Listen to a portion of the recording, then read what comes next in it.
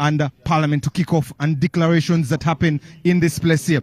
So we now have the Speaker, so that means we are not far from where we're supposed to be starting with the reading of the speeches. This first speech will come from the Minister of Finance, Honorable Matia Kasaija, and when he's done, we'll be able to invite the President, who will give us what the year is going to look like in 2024-2025 there, and we're grateful that she has joined. A lot of photo moments there, but the biggest concern is debt in this budget, 34 trillion, to be able to have that here. I am also joined by Honorable Margaret Muhanga. Good afternoon. Good afternoon, how are you? Are you well? I am good. Your anticipation for this 72 trillion budget, your thoughts about it, especially in your docket of health there? Yeah, in my docket of health, we really expect to give an ambulance to each and every constituency in Uganda. We've so far given out 116 constituencies, but remember there are about 250 something constituencies. So we want to have at least every constituency with a running ambulance, a brand new ambulance, well equipped with everything so that we can be able to evacuate our patients from place to another. The other thing I pray for is that they increase the funding for primary health care, because as a health sector, we are actually grappling with 75% of our disease burden is non-communicable or preventable. So we want to move to prevent diseases as opposed to treating them. It is much cheaper, 1,000 times cheaper, to treat non-communicable diseases and these diseases of lifestyle. They are easier to prevent than to treat. The moment people get those complications, cardiovascular diseases, heart disease, cancer, it's very difficult and very expensive to treat them. But there are remedies for you not to get them. You may not be diabetic if you are a very active person, you exercise a lot. If you check your partner before you get married for sickle cell disease, you will never have a career. I mean a sickler. So all these things need to be checked before people get married, but none of us does that. When you look at the portion that has been given to the Ministry of Health, is this enough for all Ugandans to access health? They are going to unveil the budget. How did you know what has been given to who or what? The breakdown, the breakdown has been given to us, Honorable, but what would you anticipate? Indicative figures. What would indicative figures, and they keep changing. What would you be anticipating for every Ugandan to be able to access medical health and to have healthy Ugandans that are productive? Insurance rollout for everybody will be the only solution to people spending too much money on treatment. Health insurance, where a person is just putting 1,500 really, 15,000 shillings. 15,000 is very little money, really. Everybody can afford that per year to have free treatment. Thank you very much, Honorable. Let me leave you to go and get refreshed, and then we'll be getting back some of the conversations here. So that is Honorable Margaret Muhanga, the Minister in charge of primary health, and we have been discussing what has been allocated to the health sector. She hopes that we can be able to get insurance for everyone in the country at 15,000 shillings. That is her dream and hope there, but can it be realized in there? Because human capital, which is at about 9.1 trillion shillings, involves health, involves education, and this money trickles down in such a program. You know that 3 years ago we left sectoral budgeting into program budgeting, which means human capital covers things like education, covers things like health, and ensures that all those things happen. And governance and security includes State House, includes the UPDF, prisons, and police. And they get the second biggest share of the lion's share there. That's the breakdown of what it looks like. But also when we go further, especially in debt, which debt we will be paying 34 trillion shillings. And we'll be borrowing about 8.9 trillion shillings domestically and about 1.3 trillion shillings externally. What does that mean for our debt, which is already soaring in the 93 trillion shillings, about 49, closing into 50% of GDP? What does that mean for all of us as Ugandans? How much do you have to fork out? because it shows that for every 100 shillings, 30 shillings is paid to taxes. Rollover, which is about maybe 14.4 trillion shillings. And when we go further to look at what the breakdown of some of this money looks like, it's one of the concerns that we have. Ugandans seem to be going to carry even a heavier burden of taxes as we even go on. If you look at an ordinary Ugandan, you're paying, either if you're working, you're paying payee, and you go on to pay payee and more taxes in there, which come to about 45%. You have VAT because it is trickling down from the manufacturer to the wholesaler to the retailer to you, the end consumer, which is about 18%. You pay about between 65 and 67%, leaving you with about 43 or 33% of your money as disposable or your purchase power there. What can you do with 33? Because the income is not increasing, the prices of goods are increasing. But also when you look at what we get from our markets, either tomatoes or bananas, the prices for food stuff has gone up, and lastly that we checked, it was about 23% there. So that's the budget reading we're going to be having here at Kololo, and we'll be giving you updates even as the guests come in. But from us here at Kololo, we're really grateful. My name is Timothy Nyangweso, and we hand you back to the studio.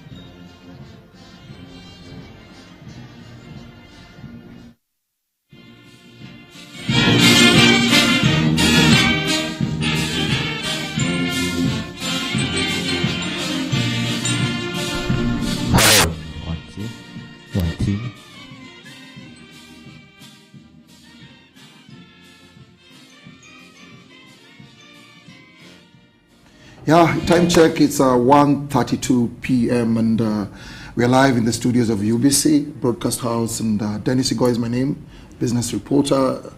And I'm Mark Wadulo, business reporter, news anchor here. As well, and we do have our guest, Kathy Nakawesa from Uganda Debt Network. And yeah, it is our colleague Timothy Nyangweso who is in the field, who is in Kololo. He has linked us back in the studio, and at least we had a good break for about 30 minutes. We had enough of a break to have our conversation, and then we have really tackled a couple of issues, and tossing it back to Mark, whatever we have talked about, budget, how much money do we have, how are we going to use this money, and definitely how does, is it a time whereby we can set goals that look so ambitious in terms of expenditure, you know? Okay, I'll say this, but perhaps I must say it more wisely, in that I think we are dilly-dallying a lot with corruption.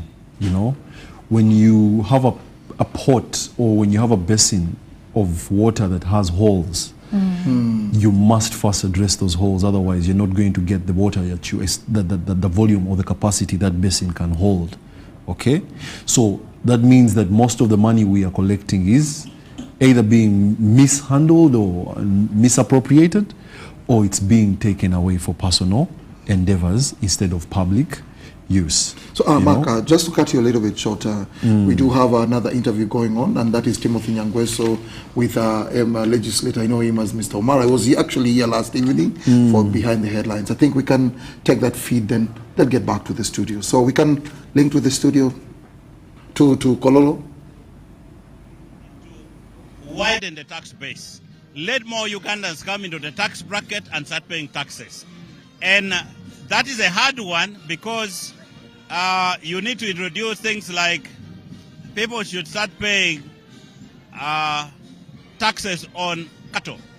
Yes. I had proposed it in the past. The wealthy people who have taken their money into cattle don't want to pay taxes. For us who have decided to put factories, we are paying.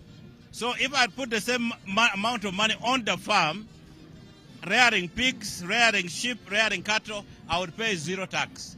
So I think we need to be more realistic, and we accept to pay taxes. The second one is the one on gold, on minerals. Yes. So there are areas, pocket of opportunities where we can make sure that we bring those areas into the tax bracket. Then I think we would be able to shoulder the challenge of tax burden on a very narrow base of the country. Honorable, you're both an economist, but a former banker. Yes. Debt. Is our debt sustainable? When we look at our debt burden now, and also what we're going to bring on in this financial year, 8.9 trillion shillings domestically, 1.3, yes. External financing, budget support, they are dropping from donor. Is our debt sustainable? The debt won't be sustainable if we continue increasing our budget ceiling and continue borrowing without broadening the tax base, without bringing in the oil revenue. I can predict as night follows the day, it will come crumbling down.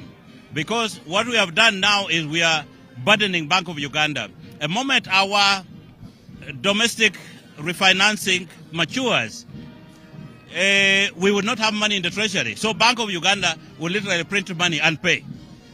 So we have created a hole with the Bank of Uganda. Creating that hole means Bank of Uganda will have challenges in managing monetary policy and meeting their monetary policy targets of, say, inflation at 5%. So the moment you continue to print money and throw it in the public there, inflation is going to pick up.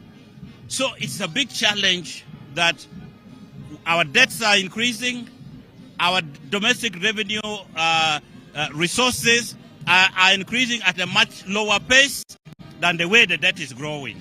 So without quick interventions, like oil money coming through, like broadening a tax base to increase our domestic revenue, we are in big problem. Honorable, my last question to you is, on the 20th, the president is going to meet the traders here. Yes. What advice would you give him, especially that the private sector is shrinking day by day? I would advise the president that he should keep the increase. Increase we must maintain. It's not a tax. It's a system that causes transparency and make sure that those who have been hiding the tax, they pay. Secondly, we need to make sure that the interest and penalties that were put on the tax on the private sector are removed completely, so that we only pay the outstanding tax. Then the last one is, can we give them a moratorium? Let's give them the time for which to pay these taxes in a more structured way. Yes, that would be my advice. Thank you very much, Honorable. I appreciate you. See you when we meet again behind the headlines. You have heard from Honorable Mara, especially the caution on what Ugandans should be doing. I want to be joined here by Honorable Ojara Mapenduzi and the Member of Parliament for People of Laibi Bandege there. Good afternoon, sir. Good afternoon. The signature bow tie, as usual, looking elegant. Thank you very much, sir. It's been a minute, but when we look at the budget, you have been in the local down in Gulu.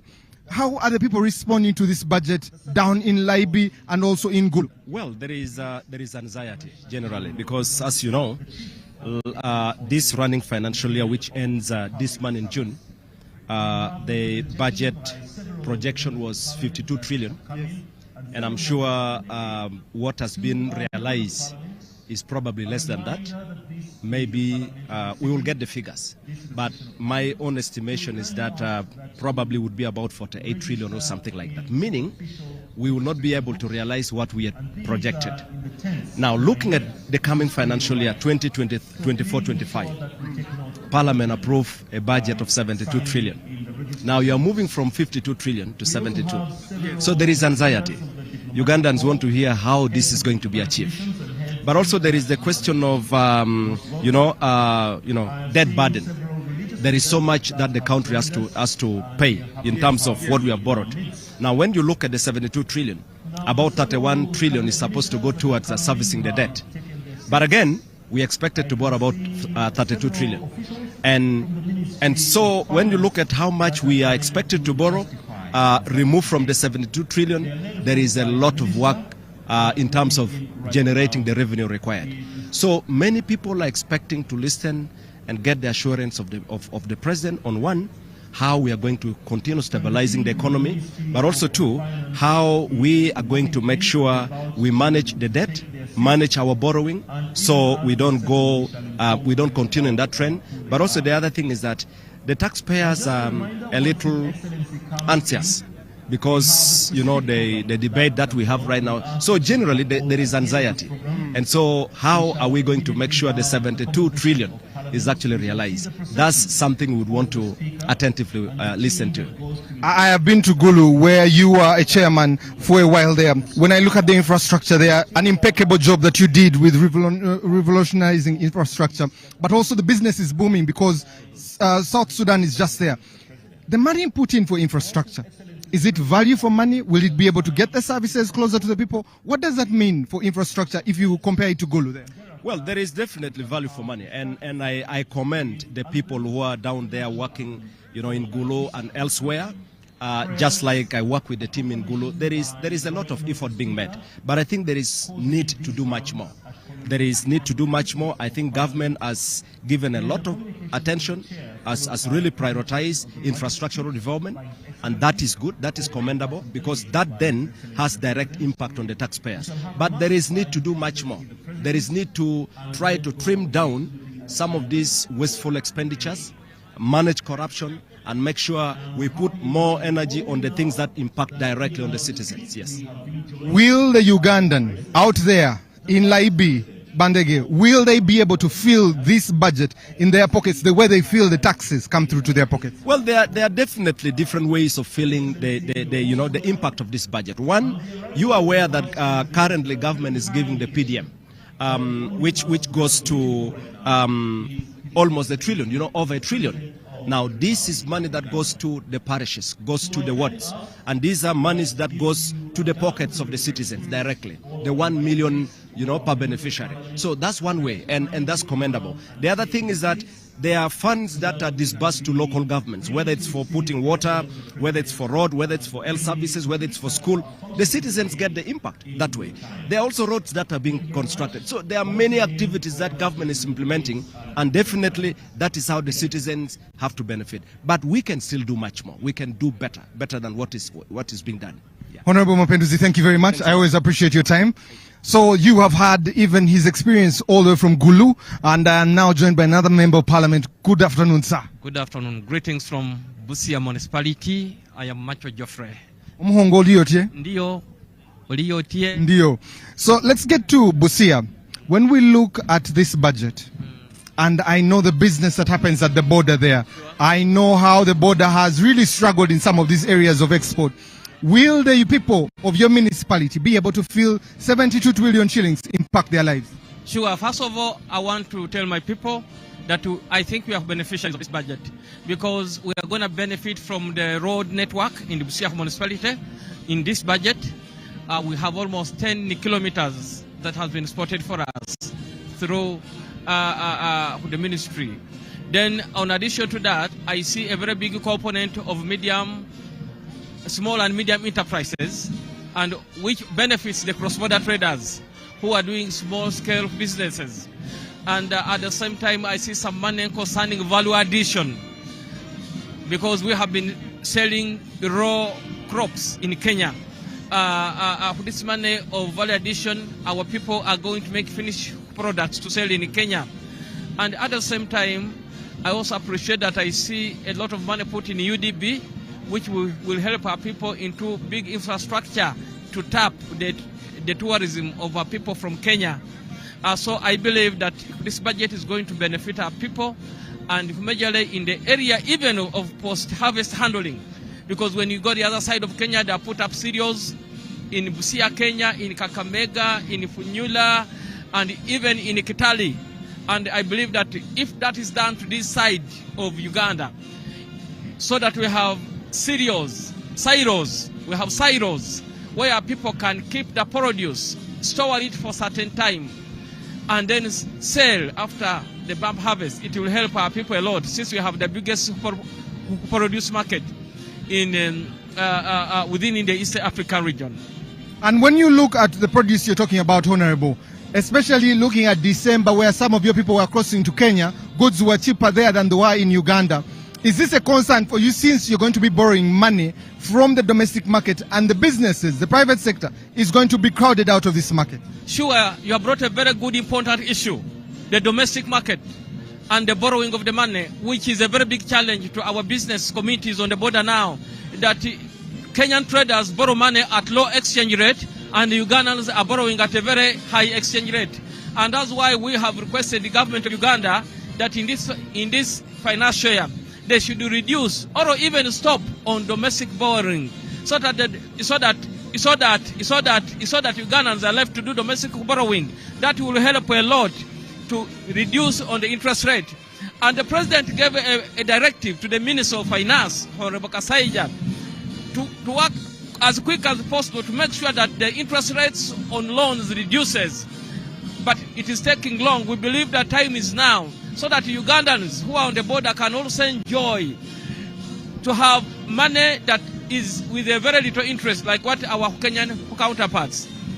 This will help a lot because according to what we see, the people who got money for PDM are flourishing in business, are doing very good business, and I want to appreciate Minister Kasolo that yesterday he was in Busia meeting all the beneficiaries, all the groups. You will see people displaying vehicles, you will see people displaying their campaign work and material and value addition, and this is the way that we want Uganda to do. The only request that I have is that in this money that was given, Busia as a district, as a border, we need affirmative action because we are not farmers, we are business communities. We should be given more money than to do business than be given more seeds to plant because we don't have enough land to plant, but we have enough market for the produce and the products in Kenya. Therefore, an affirmative action should be given to borders around so that we promote the integration of business within East Africa. And also, I want to tell my people that in this budget, I see the Ministry of East African Affairs has been given enough money for sensitization concerning the East African Protocol.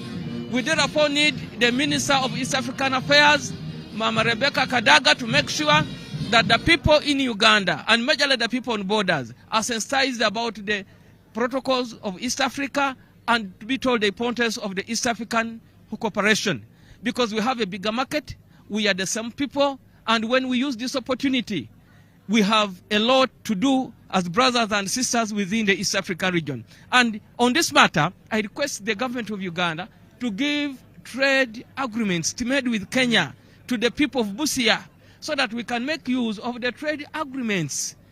We want to know what are the products that Uganda signed with Kenya to be sold in and out. This will help our people to do business on the border a lot. Thank you very much, Honorable. Thank you for your time. We really appreciate it. Asante. So you have heard Honorable there talking about especially what should be done for the borders. That is a very interesting point of view to be able to look at what is happening there. That the border points should be given more money, not for produce or growing because they do not have farmland, but to be able to deal with trade in Malaba, in Busia there. So those are some of the important points that they would like to be able to see. But we're expecting the president to be able to come around and have this discussion and even more.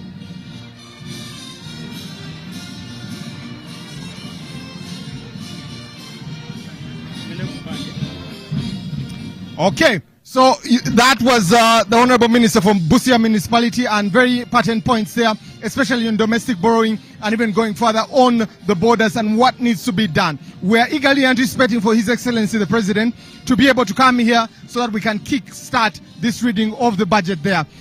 Good afternoon, sir. It's good to have you. Yes, I'm also very good and very glad to be here Your for this day. Your anticipation for... My name is Acrobat Chiza Moses, Member of Parliament for Bugendera. So, Honorable, when you see this budget for your people, does it speak to them?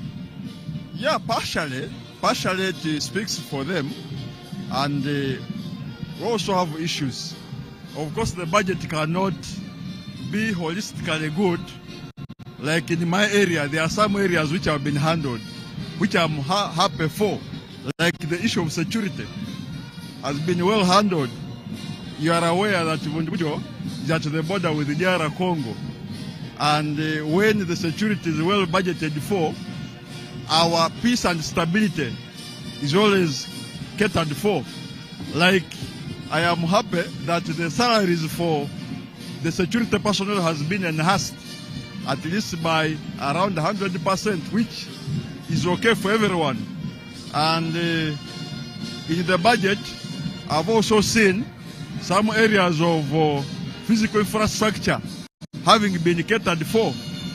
That implies that areas which are impassable, areas which have poor roads are going to be worked upon, and areas which have potholes, I think the potholes will be fixed. But as a Vundibujo, like I said, that the budget cannot favor everyone. We have a section of people who are not happy. Like, why are they not happy? We are not happy because I've read the budget, even during the passing of the budget at Parliament. I didn't get happy when I saw that our cocoa factory, Bundibujo, is known for growing cocoa, and it is leading the whole country for producing cocoa. But we have been yearning for a cocoa factory, even when His Excellency the President pledged that we should have a factory for value addition. Thank you. Thank you. But we have not seen it being put in the budget. Thank you, Honorable. Honorable, thank you very much. Let's get back because we have some guests coming through. We have some dignitaries and diplomats coming through, and we really appreciate that they're coming through. These are development partners right on my left-hand side that are coming through, but also some more dignitaries joining us here, and we'll be able to discuss this. You've heard what is coming from Bundibujo. We're trying to cover every corner. Good afternoon, sir. Good afternoon. How are you? I am very well, thank you. Good, good. Your names, please. Opoloti Siagi, Patrick. Yes. MP Kachumbala County, Bukedia District. Yes. Honorable, your people in Bukedia, when you represented them and appropriated this budget, does it represent them?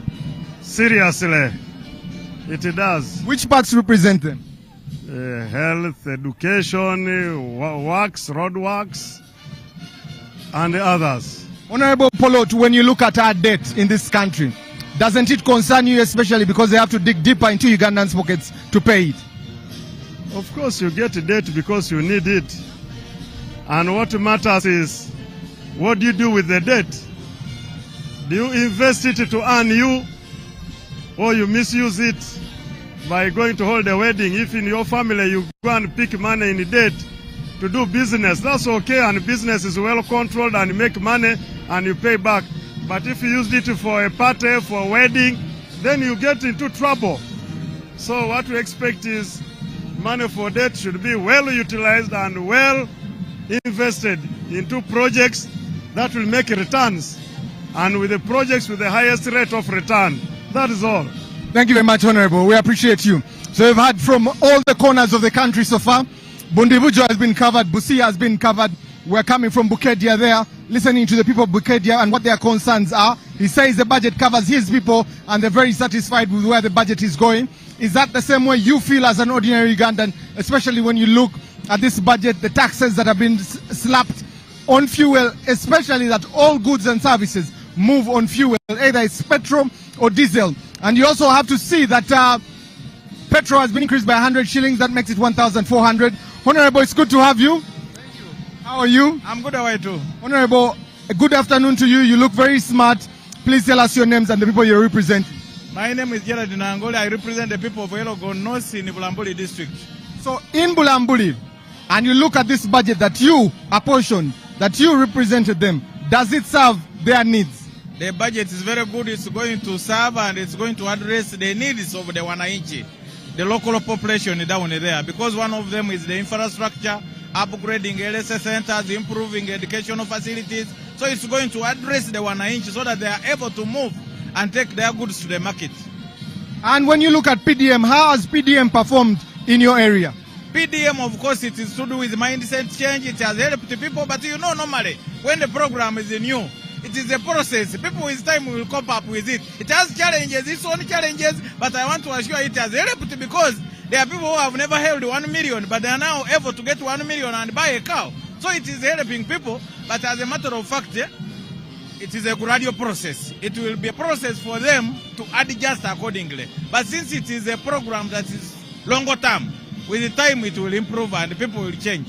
How has the performance been of PDM in your constituency? And also when you look at Youth Livelihood Fund, Bonaba Gagawale, what is different from them and PDM? You see, when you are working with the government, we are like children.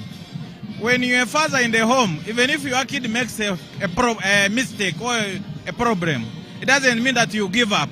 Of course, Youth Livelihood came with its own challenges, Bonaba Gagawale with its own challenges. PDM has also come with its own challenges, but we can't say that we shall not help our people because they failed. No, that's not the case. As government, we must know how to build the babies, how to make them grow. Thank you, Honorable. Thank you very much. So you have heard from the east there, the Elgon, and it tells you PDM has its challenges, but also the people in Elgon, some of them have benefited from that. But the biggest question is, as we come closer to 2027, what happens? I have been longly anticipating to see you, Honorable Ogwang. How are you? I'm okay. How are you? The biggest question is, your prayers have been answered. Nambole has had 2 games in it. Hoima Stadium contract signed. You seem like you're the biggest minister that is achieving right now. Congratulations. No, I'm not the biggest minister. I want to thank His Excellency the President and the First Lady. The President is the one guiding us on how to proceed. The First Lady, who is my boss, is the one directly following up with me on how we should complete on some of those projects. And of course, the government is putting in a lot of money under the directive of the President. So, as far as AFCON 2027 is concerned, I want to say we are on course in fulfilling our obligations in line with the government commitment which we gave to the Confederation of African Football. Mine is to call upon Ugandans to believe in the leadership of His Excellency the President and my senior minister, who is the Minister of Education and Sports, in terms of guiding on how AFCON 2027 is going to be organized together, Uganda, Kenya and Tanzania. I'm happy that Nambole, finally, it was also a demand from most of the Ugandans that they wanted us to be back home. Fortunately, I thank the Senior Minister of Education and Sports, the First Lady, who came and witnessed as our chief guest the match between Uganda and Algeria. Of course, we were disappointed that we lost the game, but nevertheless, that's football. And that's how sports is. Honorable, don't feel very bad. Botswana, very good performance. Algeria, very good performance. 1 goal scored. But how do we benefit? Minus the stadiums that we're getting, how does Uganda benefit in tourism? The other sectors, how do they benefit from AFCON come 2027? There's a lot of benefits which are coming to the country come 2027. It's not only 2027. Already as I speak, we have started to come. The officials from CAF already, they keep on coming in the country. And they are looking at other areas. For instance, let me talk about hotels. They are already beginning to look at the specific hotels the CAF people will be staying in. But also, they are going to be here almost every 2-3 months to continue guiding us on how we must organize that elite tournament of AFCON 2027. Of course, when you talk about tourism, we will be receiving a big number of tourists and guests, both fans who are coming to watch the game here, and that brings in money into the economy. And even before that, even our airline, let's talk about Uganda Airlines, will be bringing most of our people connecting from different directions or destinations which our airline goes through. So that also brings in more money into the country. First, then the other one is the infrastructure. This AFCON is going to help us develop additional sports infrastructure, which will help us to host other international competition, because as government, our senior minister guided us that we must have multi-sport in these respective stadiums which we are going to build. So I want to say this. For instance, Nambole, if the running track is completed, the work started today, we will be able, already African Athletics Federation wants to give us African champions, youth championship here in Nambole. It's about us finishing up the facility. We'll invite them to inspect. Once it is ready and found fit, we will. Rugby, talk about African Cup of Nations. We're already going to host it in July, August, here in Nambole. So this is what the sports subsector can be able to contribute to the national coffers. And by the way, if you take a case study of Nambole, we as government got money through taxes, direct. Talk about other amenities specifically, talk about other drinks, talk about soft drinks. There are taxes which are embedded in that.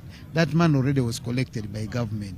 Number 3, the entertainment itself also. So the young people, and I'm happy that the government and our president and my able minister, we are doing what we can to tap into the sports tourism. And I can bet you we are going to do more and more as we move on. My last question to you, Honorable.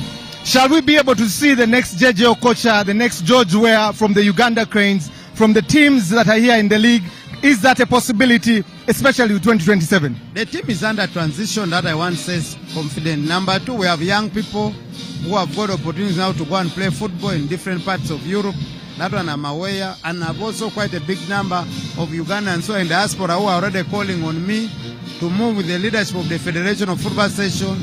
They want to showcase the talent of their children outside there, and that will be able to get us a good team. The Federation, I have guided them, they must begin to prepare a team for AFCON 2027 now. With the facilities coming in, my view is we will be able to do even better than the names you've given. I promise you on that. Thank you very much, Honorable, and thank you for praying and getting all that. So you have heard what Honorable Obua has done there, especially when we look at, when he has talked about AFCON, Hoima Stadium will be coming up there. We also see Nambole, and he talks about the funding. I'm also joined by another Honorable. You're very welcome. Good afternoon, Madam. Thank you. How are you, and your name and the people you represent? Nyachikongo Rosemary, woman member of Parliament, Shema District. Abashema. Yes. I have seen a lot of agriculture on that road, Shema, Bushenyi, all the way as you go there. Does this budget speak to value addition of the matoke on that road? Yeah, this budget actually speaks to it, because when you look into the budget, we have this PPP project that has been in Bushenyi, yes, which is going to add value to our matoke. This year they put in some money which they want, and they think that it is going to transform the entire region in terms of value addition of the matoke. You know, the entire of Bushenyi and Greater Ankole generally, we are a banana growing area. So putting some money in the budget to add value, it is going to help our people, first of all, to raise the price for matoke in the area. But also, we've been also lobbying for increment, especially on issues regarding to coffee value. You know, we are also a coffee growing area, and people want to grow a lot of coffee, because now when you look at the kilo of coffee in the area, people are happy about it. So we want to encourage our people, but also they cannot do it without the hand of government in terms of quality, producing quality coffee, in terms of handling, in terms of, you know, production, and then we get into value addition. So all this, when you look at the budget, it is a little bit balancing, especially in terms of coffee and also our matoke. But also, we've seen a lot of emphasis is put on the road network. Because if you produce without better quality roads, how are you going to transport all those things that we are talking about? How are traders going to get down to Shema in those rural areas of ours without quality roads? So for me, when the government says they are going to improve the road network, I think we should celebrate it and embrace it. But also, you know, a lot of money is going into PDM. Before we get there, Honorable, yes, you have spoken about road network in infrastructure. You've also spoken about value addition, but it has been hot. That whole corridor has seen climate change affected. Water is the biggest need for bananas, for coffee. What are you doing? Does this budget speak to climate change mitigation? Yeah, Minister of Agriculture brought in the issue of climate smart agriculture, where we believe that they are going to add water for production. But also in the Ministry of Water itself, they have that program of water for production. So for us, we believe that if this budget is implemented very well and is done according to the programs that they have put in place, we are going to overcome this process of, you know, producing only during the rainy season. In Uganda, we are blessed. We have water that runs throughout. The rivers are there. We can save even this running water that goes away and dries up. Why don't we utilize that using the money that we've put in the budget, especially water for production, such that we don't cry about drying up of crops, such that we continue producing throughout the year. Thank you very much, Honorable. We really appreciate your time. Kanda bantu babshenyi, send them agri. Shema. Shema was carved out of Bushenyi. Yes. Now, so people should not keep on saying we are from Bushenyi. Shema is an independent district and one of the districts that grows a lot of coffee and bananas. Abantu ba Shema, baturamtsize. So you have heard from Shema there. The biggest need there is water, especially for their bananas and their coffee. Value addition, especially that now they have PBIT there. They're wondering if a factory can be gotten in that area, especially to boost the economy of each district. But also, even as we turn around to be able to see what is happening inside here, you'll be able to meet different people, especially that we're getting filled with the number of people that are with us. Good afternoon, sir. Thank you. It's good to have you. Thanks so much. Honorable, your name and the people you represent. I'm called Modoi Isaac. I'm a member of Parliament representing the people of Lutseshe. Lutseshe is found in Bududa, in Mbale. Yes. Yes. Honorable, does this budget speak to the people of Bududa? No, I think so, because we are looking at now value addition. We are looking at infrastructure. We're also looking at the issues of of improving of the health and so on. So to us, I think this budget is very critical. The issue is to make sure that whatever we budget for goes to change the lives and the welfare of our people. So we are anxious because the issue is the figures are there, but the question is the implementation. So that money can trickle down. For information, the issue of parish development model. Before we get there, Honorable, also the biggest problems have been landslides. Yes. Weather. Yes. Your people have been moved to Chiriandongo. Some have been moved. Yes, and the mountain slopes are becoming dangerous for them to live in, yet their livelihood is there. Yes. Does this budget respond to such challenges? It does. For example, the Prime Minister's office now we have put there some funds. And our question that the funds are there, but the question is to implement. The implementation should be the question now. And I think since we are involved this time round, I can assure people of Lutseshe that we have gone through the details of the budget, and I believe is implemented later, our people will be settled. So and when you look at agriculture, market access, how does Bududa, for all its products and produce that it has there, market access is one of the biggest challenges. How do you access a market from there? No, the problem of Bududa, we are food basket of this country. The challenge has been purely three things. One, the infrastructure. The road network is so bad.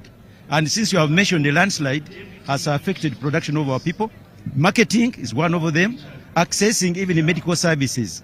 The second question is the finishing the product. We grow coffee, but we literally sell coffee in its raw form. So we feel that if we can embrace the processing of the coffee into the final product, why not? We shall reap more. And that's what we are now focusing on. I'm happy in this budget, the processing part of it has been taken care of. Honorable, my last question to you. Your young people are leaving, especially at the end of the year, are leaving to move to Tanzania because the opportunity is there. Aren't you losing labor, especially for people moving across the border? Ordinarily, moving to serve, to give labor elsewhere is not a bad deal. But I think we must grapple now with the issue of employment. We should improve sectors. Agriculture is a huge sector, by the way. If we can plan well the sector of agriculture to absorb, now, and I'm happy the president has put what you call skilling hubs. So this will help most of our people. But to me, I believe even the labor export, if it's well organized, why not? I think it's a good idea. Honorable, the people out there are really concerned with the taxes. They are wondering and they're anxious. The people in Bududa are wondering, did you represent them well? What confidence would you give them in this budget? In this budget, what I can tell my people of Bududa is one. I think we need to address the big disease of this country is the drainage in form of leakages, misuse of funds. I think that's one. Two, if we give people services, good roads, we have Bududa Circular Road. Bududa Buchigai Road, we have been crying about that road. So if people see the services, I think payment of taxes will be easier to be done. Because the question right now is that if they see good health services, education services, good roads, I believe payment of taxes will not be a big deal. But the question you pay, and then the question is where is the money going? So now I think that we have to go back and address the issue of service delivery. The service delivery, we as leaders must converge and see how best our people can get services, and they pay taxes, willing that's a form of accountability. Thank you very much, Honorable. I appreciate you. So you have heard from the area of Bududa there, and they're also telling you landslides, coffee, and most, if you listen to the Arabica coffee, especially the sweetest part of the coffee, it comes from the Elgon part there. And he has said, you know what, we need value addition. We're selling coffee in its raw form. How can we get a factory there? How can we improve the livelihoods there? But also he has said a little bit more money has been added to the ministry, the Prime Minister's office, to be able to increase on the disaster preparedness there.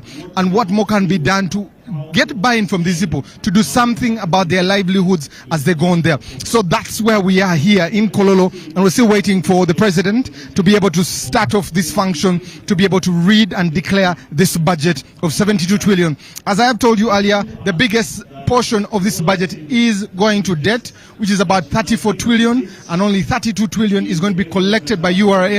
And when you look further, our capitalization of Bank of Uganda is 7.8 trillion, which is clearing the debt that Bank of Uganda has done. But the greatest concern is the reserves that we have in Bank of Uganda, which can only cover us for 3 months, 3.5 months there.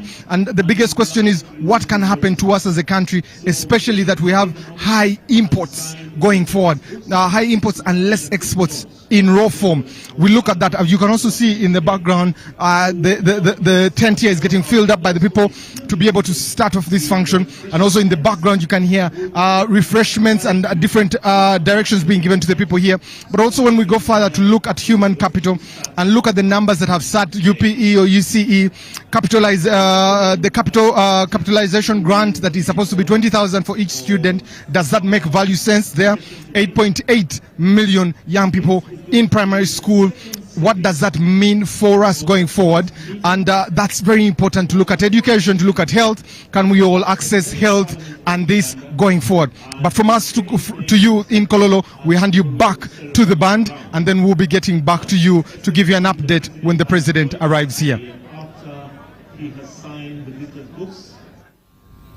Parliament shall convene and will start with the anthems, the Uganda anthem, followed by the East African anthem, parliamentary prayers, the proclamation by the Right Honourable Speaker that declares these grounds as the precincts of Parliament for today, a communication from the Chair, the presentation of the budget speech, the speech that we are all looking forward to hearing, the speech that has gathered us here today, and this will be a speech by His Excellency the President of Uganda with a delegated responsibility to the Minister for Finance.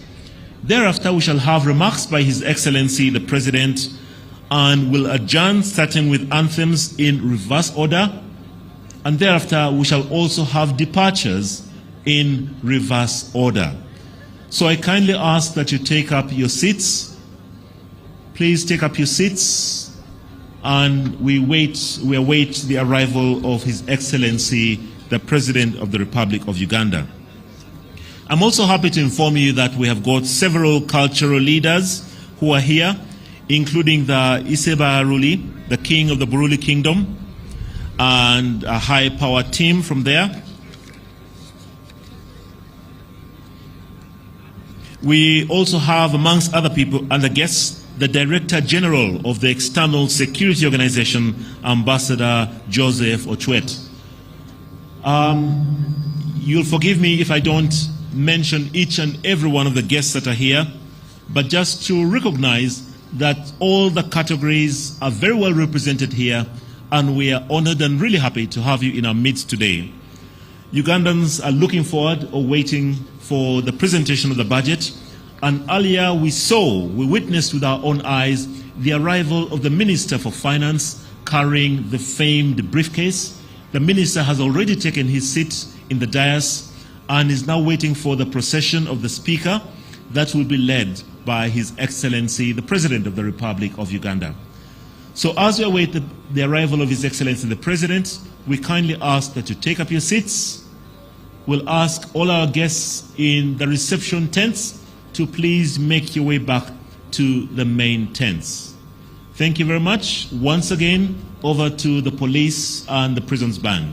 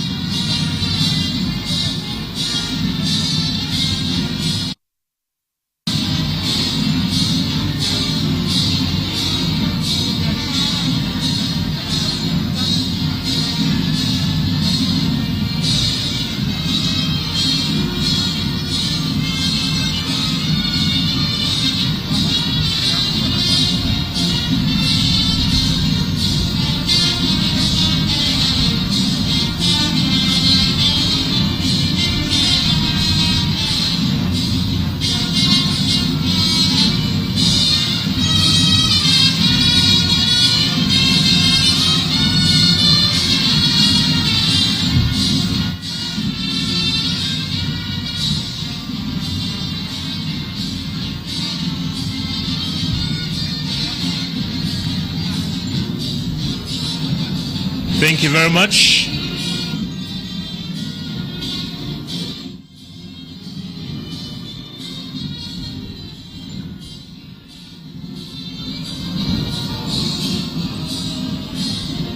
Thank you very much, Police Prisons Band.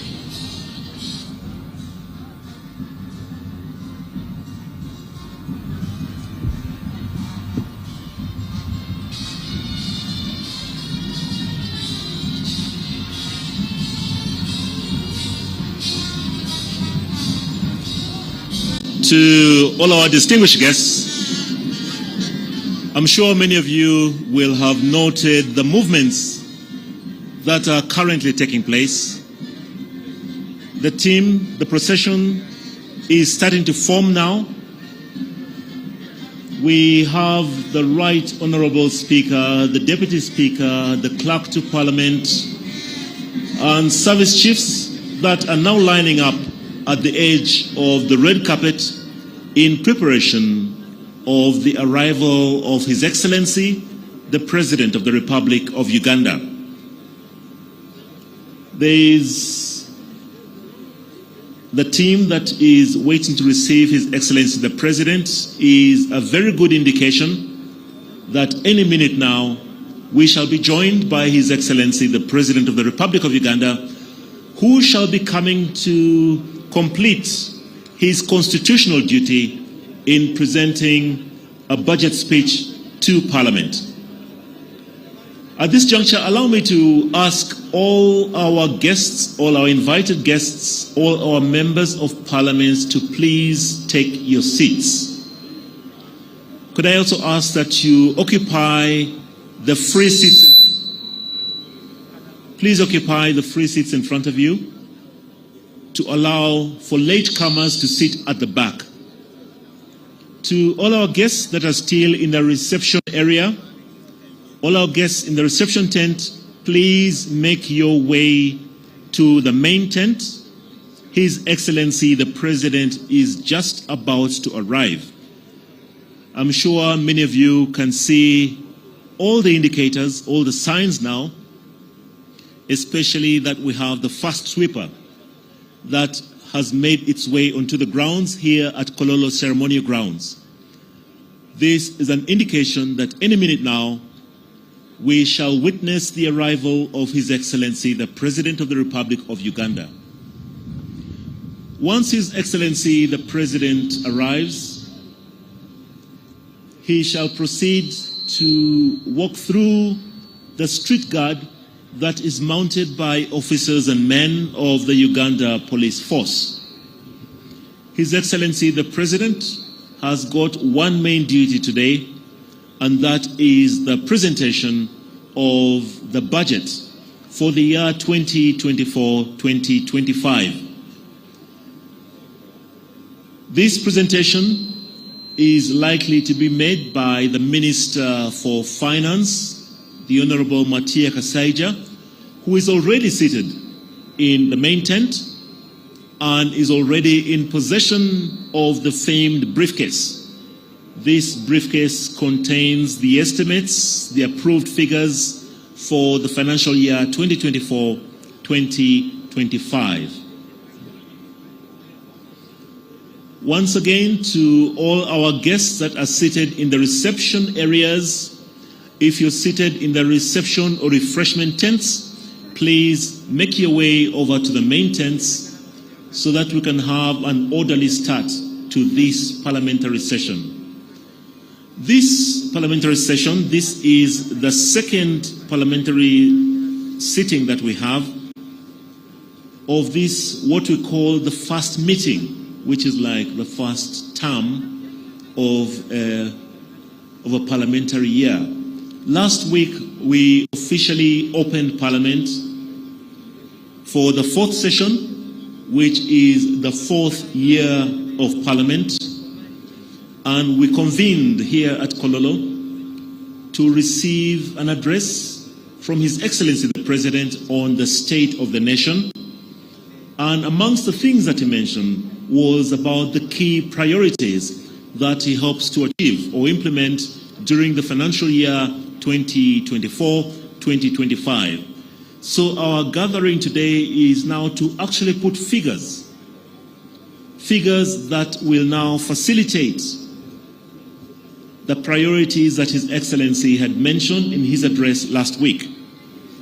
So once His Excellency comes through, we expect that he shall go through the street guard, be received by the receiving party, and then the Speaker's procession shall form, and we shall allow for His Excellency to sign the visitor's book before we can continue with the procession.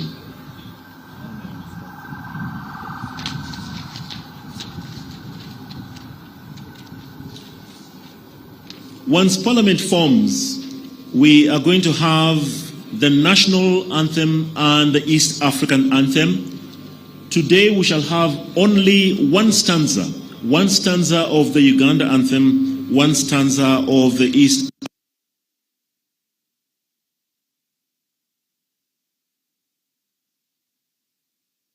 from the chair, and then the presentation of the budget speech by His Excellency the President.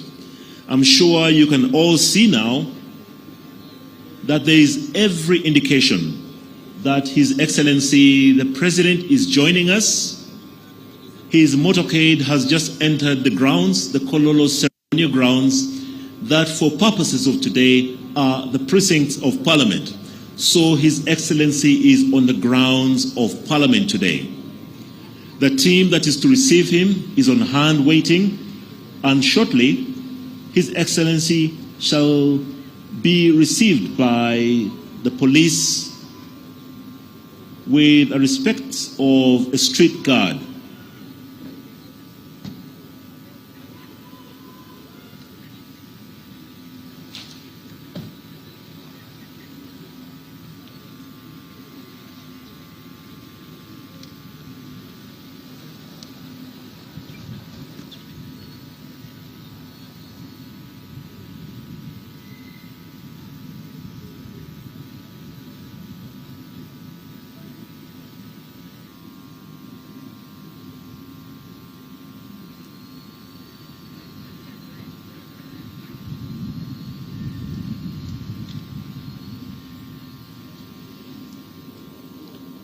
So once again, I kindly ask that you take up your seats. All our guests or members of Parliament, please take up your seats. If you could kindly occupy the seats to the front so that we shall limit visible movement. His Excellency the President is just about to step out of his official limousine and walk through the street guard before he is received by the receiving party, comprising the Right Honourable Speaker, the Deputy Speaker of Parliament, the Clerk to Parliament, and senior officials, as well as the service chiefs.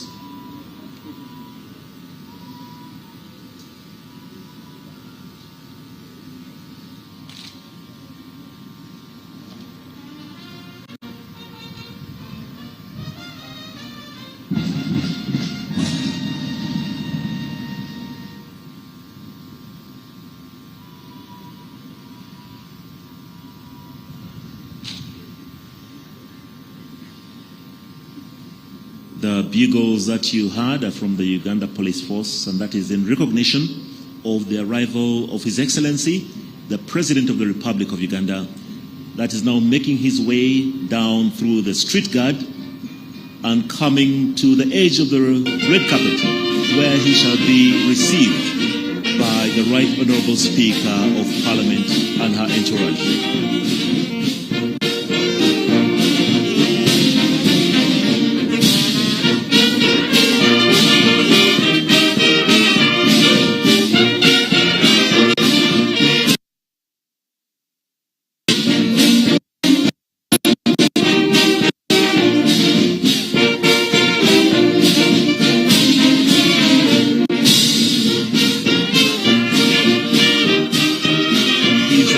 The President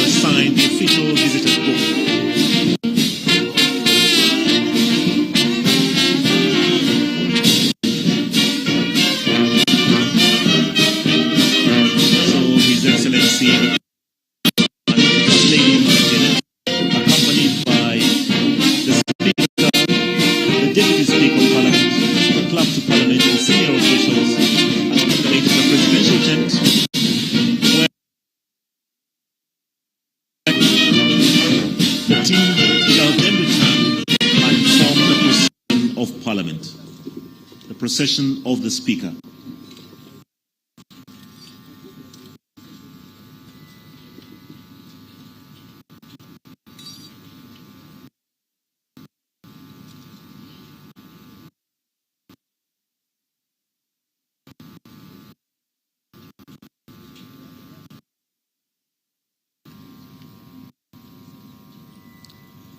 Just a reminder that today we are going to witness the second sitting of the first meeting of the fourth session of this 11th Parliament of the Republic of Uganda.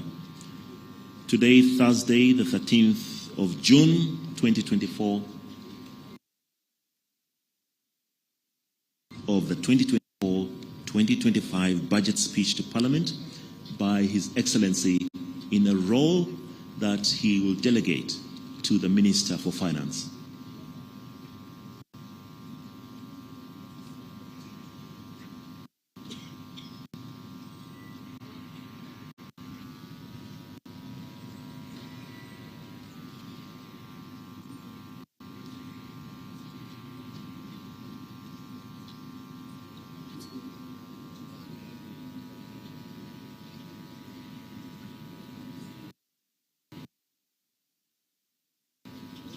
We invite the media to kindly step back now to allow for everybody to have a clear view .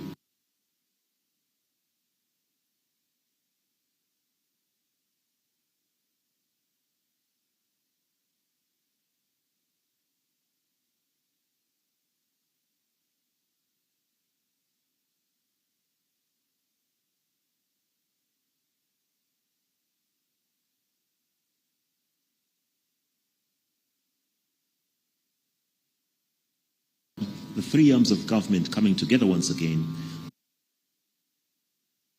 of the presentation .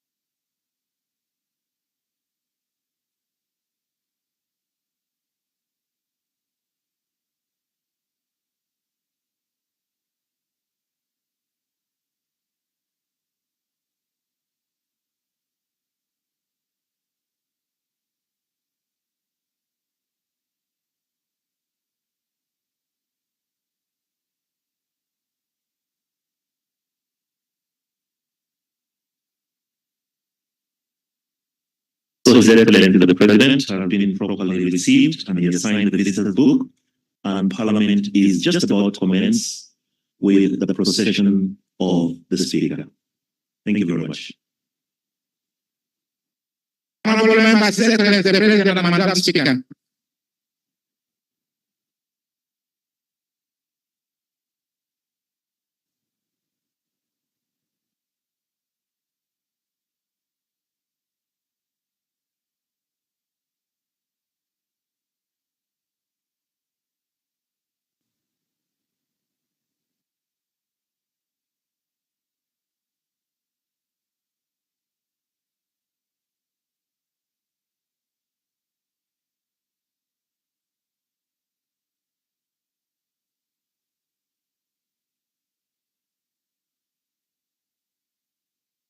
Anthems.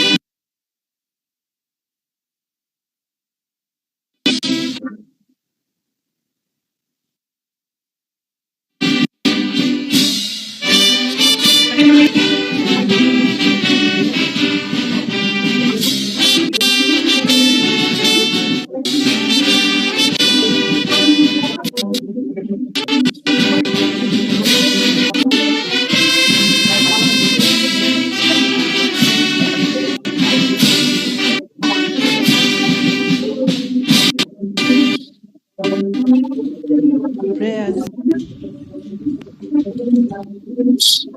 Almighty God, who in your infinite wisdom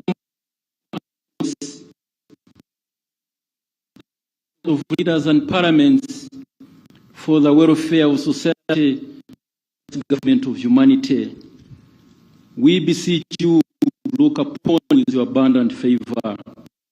You have been pleased to call to the performance of such important trusts in this life. Let your blessing upon him grant that they may in presence treat all matters that shall come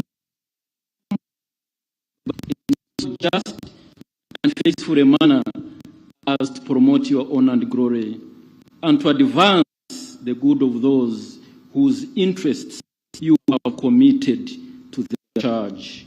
Amen. Amen.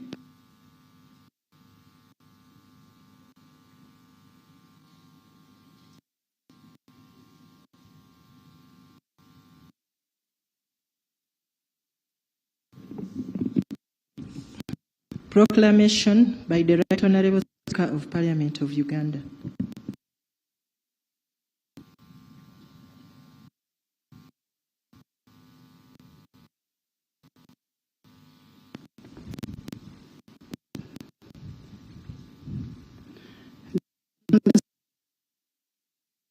(2024) number 24, proclamation by the Right Honourable Speaker of Parliament, your address on the nation on the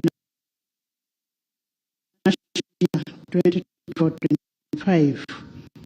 Whereas under Article 1012 of the Constitution of the Republic of Uganda, His Excellency the President of the Republic of Uganda may, in consultation with the Speaker, address Parliament from time to time on a matter of national importance. Aware that His Excellency the President of the Republic of Uganda, in accordance with the Article 1012, indicated to the Speaker of Parliament his intention to address Parliament and the nation on the national budget for financial year 2024-2025. Now, therefore, in accordance with the Rule 17.1 of the Rules of Procedure of Parliament, I hereby proclaim: 1. That Parliament shall sit at Kololo Ceremonial Grounds on Thursday, 13th June 2024 at 14 hours to receive the address of His Excellency the President on the national budget for financial year 2024-2025, and the Kololo Ceremonial Grounds to be the precincts of Parliament for the above-mentioned purpose. Given under my hand at Parliament House, Kampala, this 7th day of May 2024. Anita Annette Amon, Speaker of Parliament. Communication from the Chair.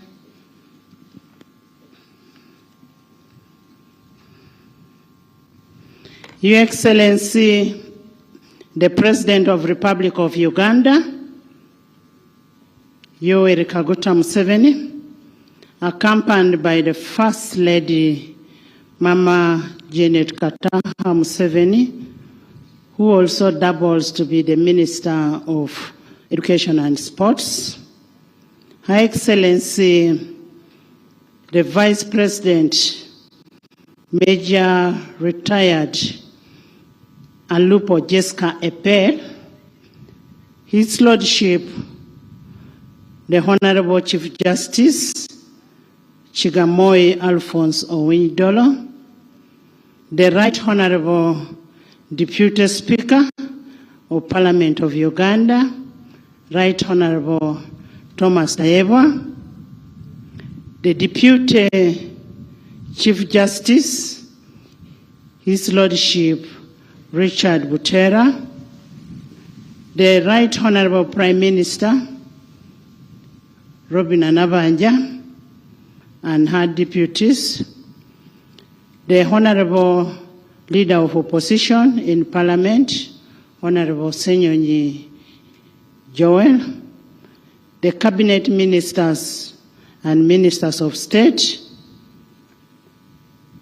the Vice Chairperson of NRM, Alhaji Chigongo, plus all the SEC members, Your Excellencies, the High Commissioners, Ambassadors and members of the Diplomatic Corps, Honorable Members of Parliament of Uganda and East African Legislative Assembly, the Inspector General of Government, Ms. Betty Olive Kamia Nansango, the guest speakers from our sister countries from Yala, the Head of Public Service and Secretary to Cabinet, the traditional, cultural and religious leaders that are present, the former leaders, the head of public agencies, corporations and parastatals, distinguished guests, ladies and gentlemen. I welcome you to the second sitting of the fourth session of 11th Parliament. You're most welcome.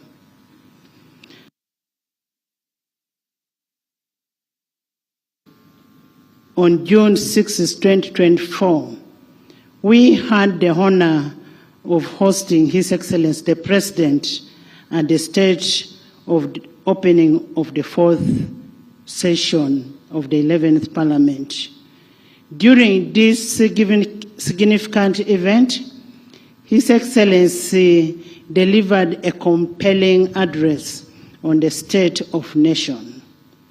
Let us join our hands and clap for His Excellency for the address that he gave us on that day.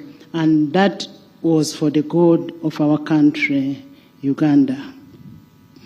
Today we are once again immensely privileged and highly gratified to host His Excellency the President, who is here to deliver the budget speech for the financial year 2024-2025 in fulfillment of his constitutional obligation under Article 155(1) of the Constitution of the Republic of Uganda, which states, "The President shall cause to be prepared and laid before Parliament in each financial year, but in any case not later than 15th day before the commencement of the financial year, the estimates and expenditure of government for the next financial year."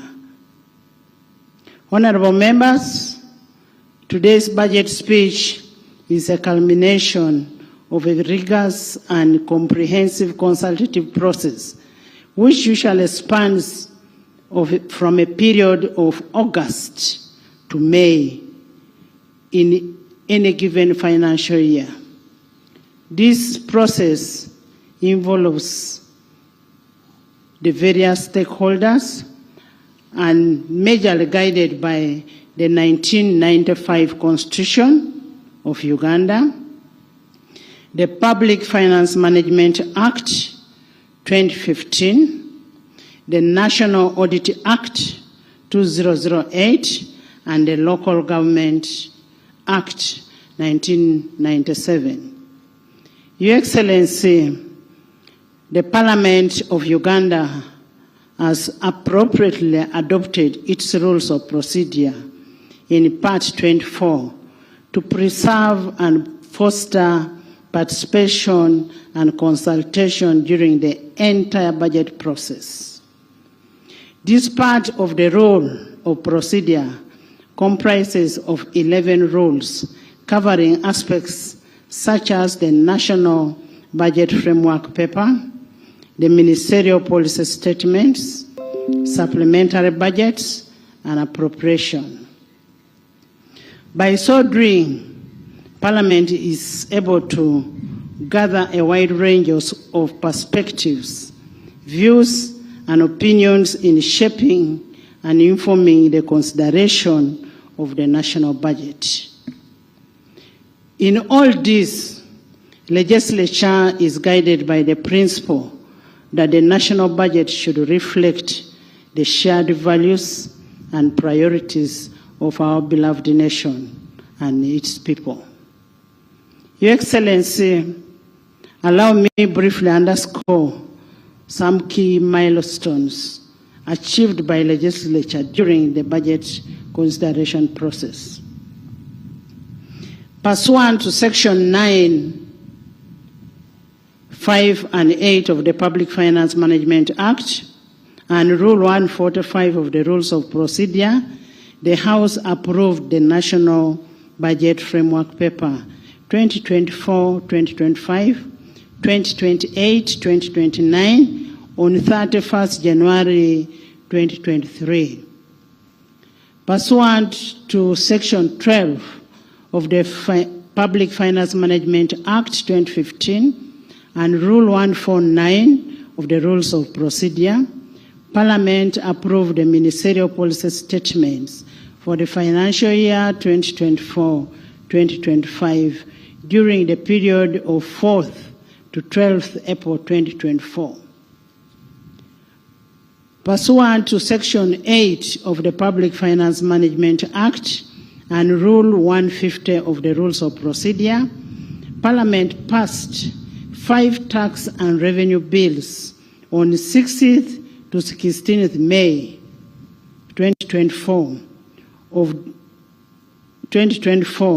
to enable the realization of revenues to finance the national budget for the financial year 2024-2025.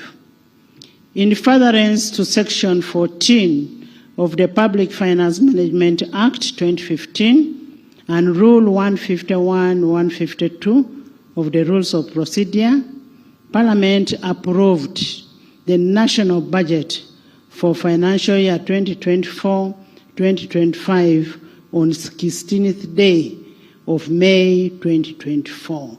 And that's why we are here today. Your Excellency, we want to take this opportunity to commend the members for their dedication through the budget process in ensuring that we not only met the legal and constitutional timelines, but also adequately interrogated the budget together with the Minister of Finance, Planning and Economic Development, the Attorney General, and the entire front bench. We want to thank you so much.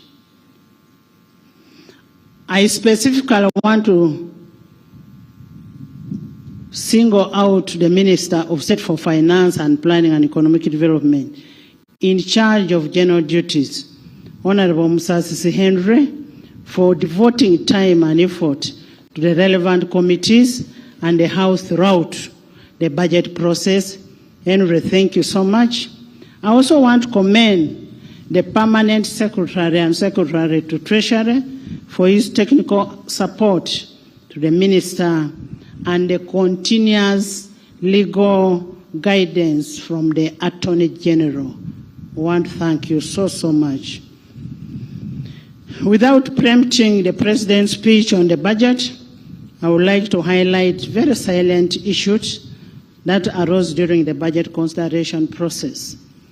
One, the need for continuous resource allocation to agricultural mechanization, agro-industrialization, and value addition as a bedrock to wealth creation and a sustainable development.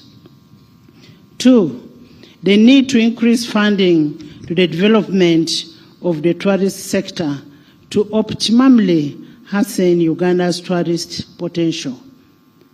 Three, the need to align resource allocation with the prevailing government policy on rationalization, that is RAPEX, which should translate into enhanced efficiency and elimination of duplication and wasteful expenditure. Four, the need for resource efficiency measures to address the risk of the debt burden. Five, the need to increase the public investment in productive growth areas and deepen financial inclusion. And the eight, the growth of taxable formal sector so as to widen our tax base and improve on the GDP ratio. Six, Your Excellency, considering your consistent advocacy for integration of East African community, Parliament is cognizant of the need for strengthening and cascading the East African integration so as to ease the movement of people, goods, and services. Your Excellency, we share your passion and commitment towards the realization of the total federation of the East African community. Parliament pledges absolute support towards the realization of your vision for a united and a viable East African community so as to widen, strengthen, tighten, and deepen the economic, political, social, and cultural integration. And this would help us in improving the production, the trade, and investment in East Africa. The need to enhance the human capital development as a way of leveraging the competitiveness of the Ugandan population. Your Excellency, this budget that we are receiving today is a product of complementary working relationship between the three arms of government, the executive, legislature, and judiciary. This has led to improved transparency in budgeting process. We pledge to continue this cooperation in the best interest of our beloved country. Your Excellency and honorable members, today's budget speech is therefore an opportunity to demonstrate our commitment to prioritize the needs of our people and make sure that we achieve the vision of His Excellency on prosperity of a money economy, and that is through EMIOGA, the parish development model, the 4-acre prosperity development model, etc. Your Excellency and honorable members, as we embark on the financial year 2024-2025, I urge the accounting officers as entrusted stewards of public resources to exercise diligence and due of care in safeguarding and ensuring the efficiency and effective utilization of public resources. Your Excellency, previously we have urged accounting officers to share with the leadership of legislature any instances of influence peddling. However, we haven't received any of such information. We urge the accounting officers to maintain open channels of communication and coordination with the leadership for transparency and accountability. Honorable members, in the discharge of our oversight and appropriation roles, let us avoid any inducement from these accounting officers. And this is prescribed in Appendix F of our Rules of Procedure, which talks about the conduct of members while on duty. Your Excellency, in the financial year 2024-2025, Parliament will duly exercise its oversight role of public expenditure through relevant committees in fulfillment of our commitment to transparency and accountability. Lastly, but not least, Your Excellency would like to thank you so much for according us an opportunity, especially for members who went and visited Gomba, Sembabule, and Kisosi on the 4-acre development model for prosperity. And this visit was an eye-opener for a practical transformation of the household economy.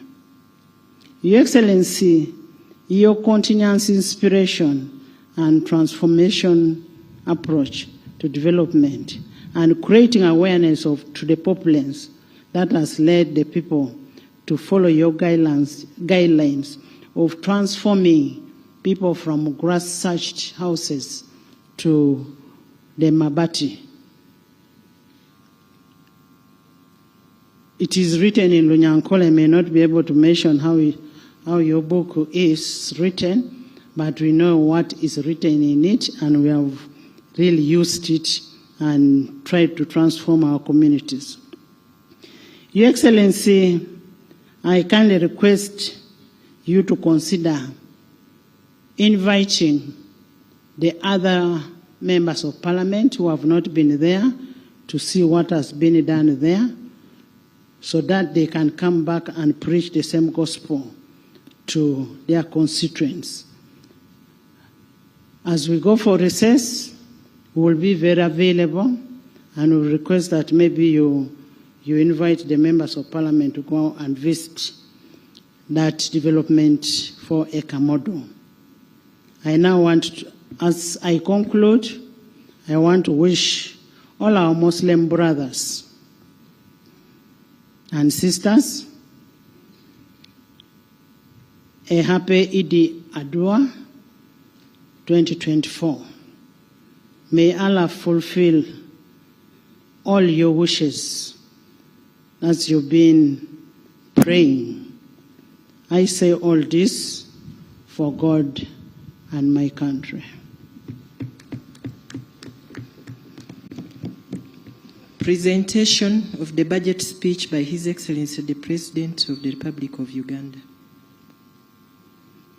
Honorable members, I have been duly notified that the Minister of Planning and Economic Development will deliver the speech on behalf of His Excellency the President, who is the Chief Minister of Finance. The President will then, after delivery of the speech, make his brief remarks on the budget of this financial year.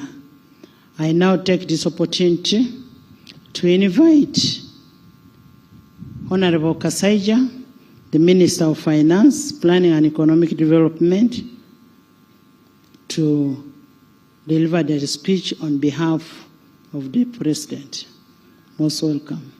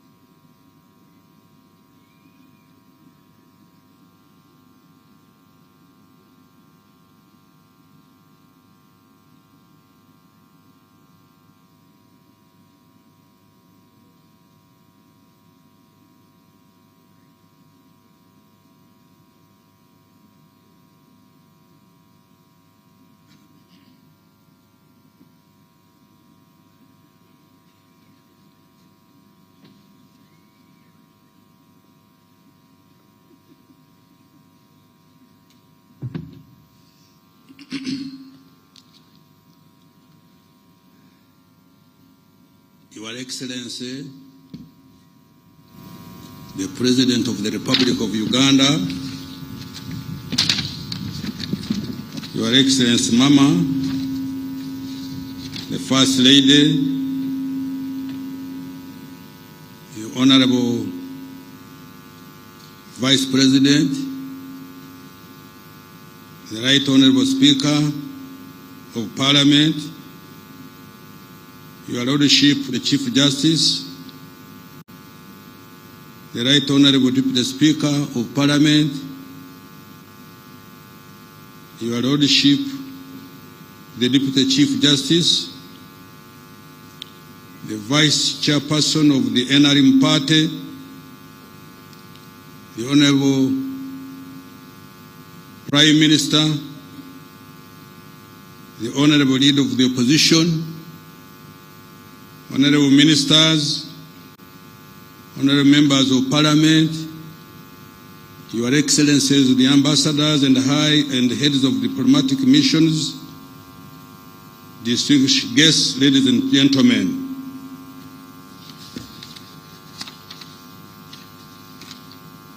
All protocol observed. Madam Speaker, in fulfillment of Article 150, Part 1 of the Constitution, and on behalf of His Excellency the President, I rise to present to Parliament and to the nation at large the budget for financial year 2024-2025 as approved by Parliament. Madam Speaker, I want to start by thanking His Excellency the President for once again demonstrating a vote of confidence in me by extending my mandate as the Minister responsible for Finance, Planning, Economic Development, together with my entire political team at the Ministry.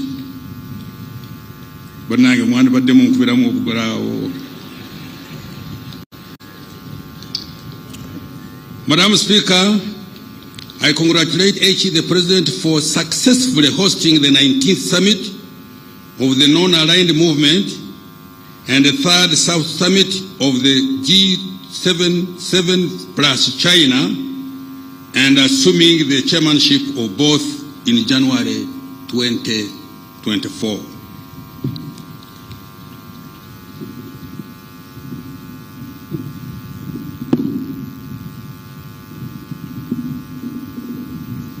Now what are you doing? You're going to put it straight on my mouth? Come on, put it there. Madam Speaker, according to the 2024 annual investment meeting held in Abu Dhabi, United Arab Emirates, Uganda is now the best investment destination in Africa. Let me repeat this. Madam Speaker, I congratulate His Excellency the President for successfully hosting. According to the 2022-24 annual investment meeting held in Abu Dhabi, United Arab Emirates, Uganda is now the best investment destination in Africa. Madam Speaker, His Excellency the President declared the 2021-2026 political term Ekisanja for socio-economic transformation. He guided that government and the entire country should focus on creating jobs, wealth, and increasing household incomes. The budget for financial 2024-25 is the fifth and therefore the last to implement the third National Development Plan. It will also set the foundation for implementing the government's strategy for expanding in the size of our GDP from about $50 billion in financial year 22-23 to US dollars 500 billion by the 2040. In order to consolidate the gains so far achieved, the theme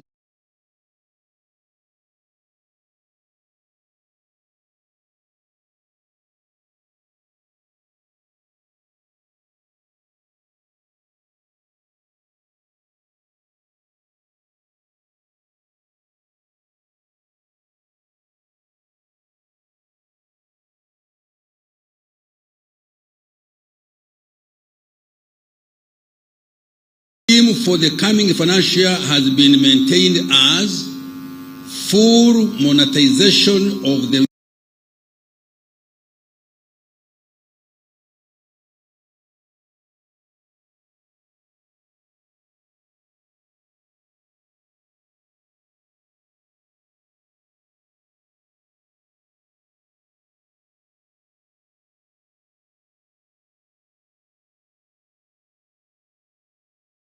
Uganda's economy through commercial agriculture, industrialization, expanding and broadening services, digital transformation, and market access.